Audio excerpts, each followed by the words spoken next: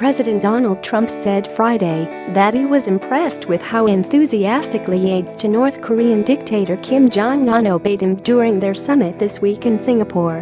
After telling the audience of Fox and Friends that a White House visit with Kim could happen, he complimented the tyrant's authoritarian leadership style. "Hey, he's the head of a country. And I mean he is the strong head, don't let anyone think anything different. He speaks, and his people sit up at attention. I want my people to do the same." Trump was gesturing to the White House behind him as he commented, suggesting my people referred to his staff, not the overall U.S. population. Trump gave the Fox News Channel show an unscheduled 30-minute interview on the North Lawn of the White House after disappearing from public view on Thursday, his 72nd birthday. Minutes later, amid a shouting scrum of journalists clustered around him as he was walked back to the West Wing, the president was asked if he was serious about being impressed with Kim's autocratic management style. "I'm kidding," he scolded. "You don't understand sarcasm." Then the president demanded to know the inquisitive reporter's media affiliation. "Who are you with?" he asked. CNN, came the reply, the TV outlet he most loves to hate. "You're with CNN?" Trump boomed. "Hey, you are the worst." Kim's extraordinarily attentive underlings might not get Trump's sense of humor about staff etiquette. The 34-year-old despot has ordered the execution of at least 30 high-ranking officials in the past 7 years and was behind the deadly nerve agent poisoning of his half-brother Kim Jong-nam last year. A South Korean think tank, the Institute for National Security Strategy, believes Kim's purge of government officials has been much larger, numbering at least 140 people of the more than 300 he has ordered killed. Kim's defense ministers, in particular, tend to have short shelf lives. He purged 5 of them in the first 5 years of his reign.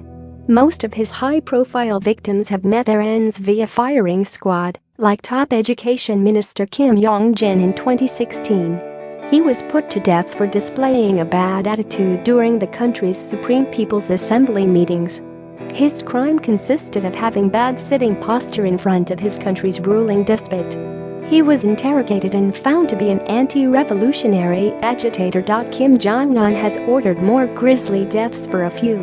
In May 2015, Kim had Defense Minister Han Yong-chol blown to bits with an anti-aircraft gun at a Pyongyang military school in front of an audience that included members of his family.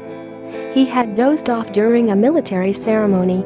In 2017, 5 senior officials from the State Security Department faced the same fate for issuing what Kim called false reports that were critical of his regime. 3 years earlier, Kim ordered his deputy public security minister Oh Sang-han tied to a stake and burned alive with a flamethrower. He had been accused of corruption. Less than a year after taking power upon his father's death in 2011, he became enraged by Army Vice Minister Kim Chol disrespecting him and had him executed on the spot with a military mortar round. Trump is in the position of having to negotiate with Kim, now armed with weapons of mass destruction. The U.S. president insisted Friday that America now has a really great relationship for the first time ever with the Hermit Kingdom and told a reporter that he agreed to Tuesday's Singapore summit because that way there won't be nuclear weapons and they won't be aimed at you and your families. The White House's openness with Pyongyang is a marked contrast from what the Obama administration called a philosophy of strategic patience. The Trump doctrine has so far consisted of a maximum pressure campaign that the administration says forced Kim to the bargaining table. Share this article. Share 89 shares. Trump's goal is to force Kim to destroy his nuclear weapons program by tightening a near-global stranglehold over his national economy. But talks continue, and the president said Friday that Kim knows how to reach him. "I gave him a very direct number," the president said. "He can now call me if he has any difficulties. I can call him. We have communications. It's a very good thing.